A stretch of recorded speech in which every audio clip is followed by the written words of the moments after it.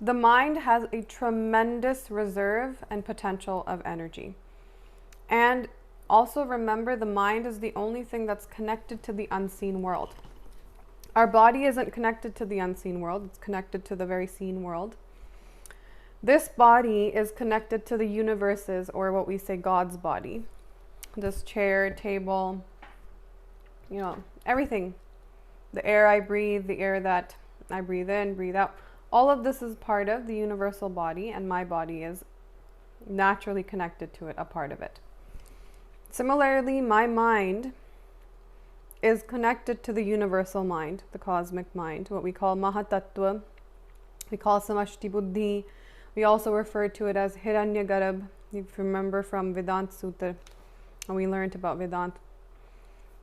And that is where all cosmic potentials, energies are in that cosmic mind, that cosmic body that we call Hiranyagarabh. Our mind is naturally connected to it. But do you see how the body is connected to the universal body, but we can still say, no, I'm a separate body? If you ask a flower or a tree, are you a separate tree or are you a separate flower? They won't say that. They say, no, I'm not separate. I rely on all of this other stuff, which means it's a part of my body. But because of our mind, it has this property. It's first klesh, avidya. Remember the 5 klesh we've talked about? The first one's avidya. Avidya is that property of the mind that makes it think that it's separate, that it has individualness or peaceness. And this ends up extending out into the body. Because of this property, even though our mind is connected to the cosmic mind, we're connected to Hiranyagarabh, it doesn't function that way. It's almost like a capping, a veiling on the mind. So yogis say, and by the way, we know that we're connected to this unseen phenomenon because when we dream, some of this unseen stuff we can see. And sometimes things happen to us spontaneously in unknown ways where we don't recognize where did this come from, how did this happen, so forth and so forth. Right? But there seems to be a capping. Typically, rishis tell us this, that a normal person's mind only uses about 1% of the potential that the mind actually holds. And that's because the mind remains scattered usually in the world. It's doing different things, different targets, different goals. It's not very harmonious. But if a person's mind could become harmonious, it taps into about 3-4% of its potential. That person starts to seem superhuman almost. It seems like this person is from a different world. Yogis are the only people who tap into beyond that 4%. Can you imagine if you could tap into 50, 60, 70% of your mind's actual potential? That type of realm is unfathomable, right? And that type of realm realistically isn't really achieved before enlightenment because the same processes, I'll talk about that a little later. Anyways, one of the examples Swamiji was giving about this, about doing sanyam and collecting the mind in one place, if you have a piece of paper and the sun is shining on it, it's not going to burn. But if you take a magnifying glass and then the sun's rays go through that magnifying glass, it'll burn the paper. And not just paper, go on YouTube, search like magnifying glass burning rock. You can have magnifying glass that can concentrate the sun's energy so potently that it can burn through rocks. It makes the rock red and burns through it. That's how potent our mind is if it's unified. The best way to unify and harmonize this mind is ekantamo dhyan.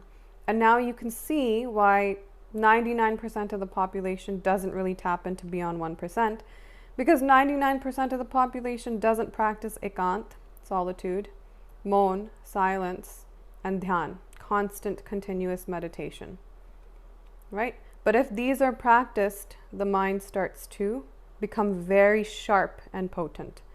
And that sharpness and potency is what allows you to gain all of these supernatural, supernormal powers.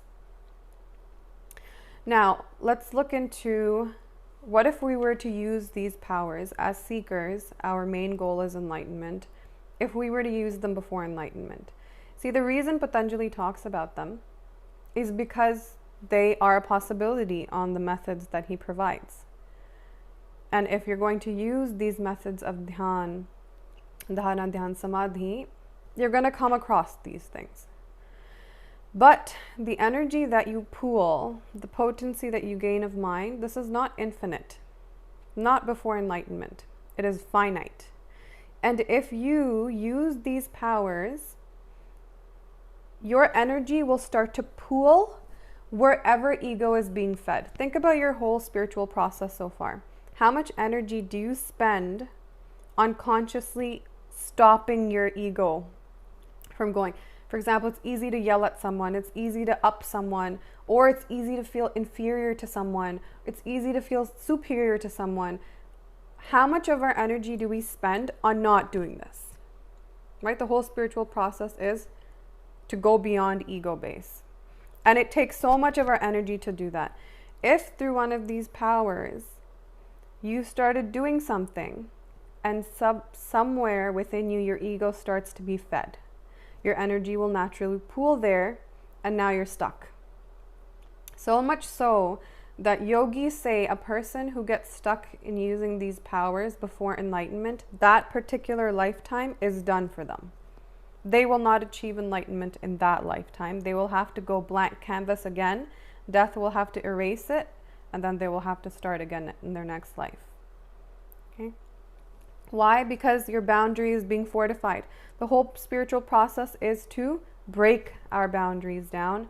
But if we gain ego from somewhere now, or misusing one of our energies, now the boundary is again fortifying itself and becoming opaque once again. And that's difficult to break. Right? These, any type of spiritual process should be done under a master. Because it's only an enlightened being who you have become a disciple of. So they have a certain access to your energies, a certain command over you. When you start doing something wrong or you start going astray, they can stop you right away. Not only that, a master also holds the key to take the powers away if they're becoming destructive to the seeker. So in any case, all spiritual processes should be done under a master, because if somehow the energy is starting to pool incorrectly, it's the master who can redirect it back onto the right pathway so that your growth continues. You don't stagnate somewhere.